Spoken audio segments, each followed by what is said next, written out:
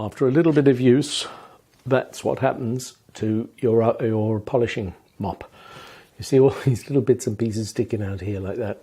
That's no good. It's almost like putting your hands in the shellac and daubing it on. It needs to sit comfortably on the surface and be drawn nicely. So I'm going to repair this and get a bit of shape back into it.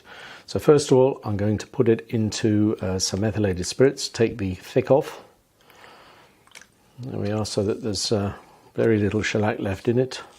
Then I'm going to put it into some more methylated spirits, just like that. Leave it to soak just for a bit. And I'll put some warm water into this container. As you can see, it's pretty warm. Right, there we go. That's looking pretty clean.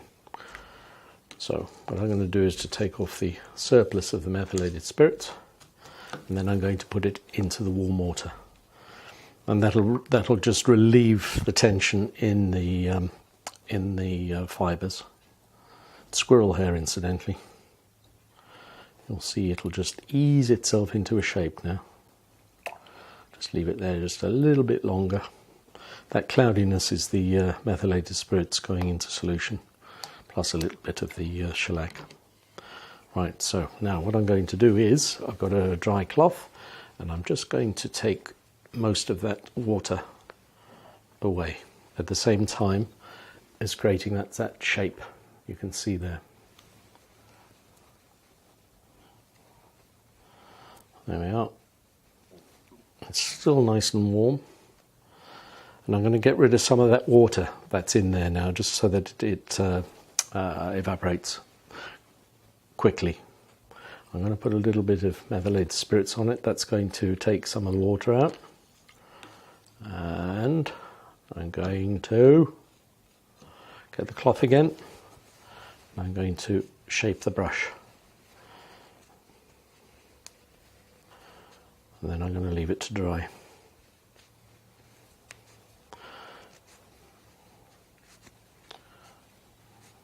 And there we are. That's the kind of shape that you want. I don't know whether you've noticed, but there's a little diddle on the end of this stalk there. And what I do is I use that to hook it onto the container.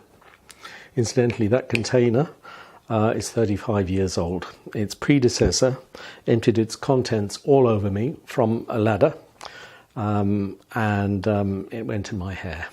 So every time I use this thing, I remember that occasion. I hope that helps. We hope you found the tutorial interesting, informative and easy to understand.